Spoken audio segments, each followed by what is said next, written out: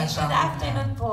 Welcome back. Thank you po. Ang una ko munang tanong kay Mr. Santiago. Ay, naku, Oh, Mr. sino pala? Santiago. Really, gusto kong malaman, yung last season nito, yung mga last 2 seasons you mentioned, may bahay na? Meron po. Alright. Meron po. Hindi nyo man lang follow up kung ano ang nangyari sa bahay. Meron po tayong follow-up dahil Report mo sa amin na tumira pa doon yung baby. sige po. Sino ba?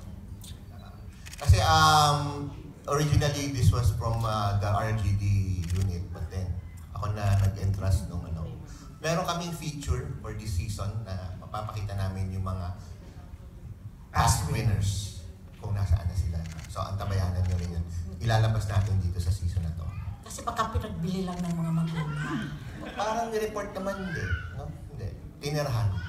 Pangalawa, ang dami-dami mong problem. Ang dami-dami mong programa.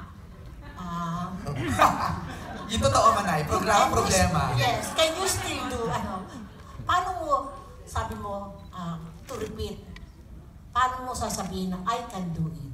I can do that. Alam mo, tulad na sabi nga ni Juday, if the management is entrusting me with programs or projects, and I have competent team, like we have our production manager and creative manager here, I think kaya ko naman lahat yun. Kasi lahat ng mga magagaling na tao ng industriya na kakampi namin.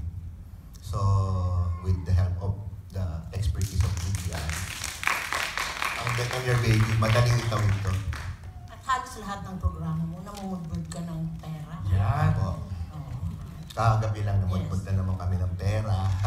Mapapanood niyo yan. Thank you, ha? Thank you.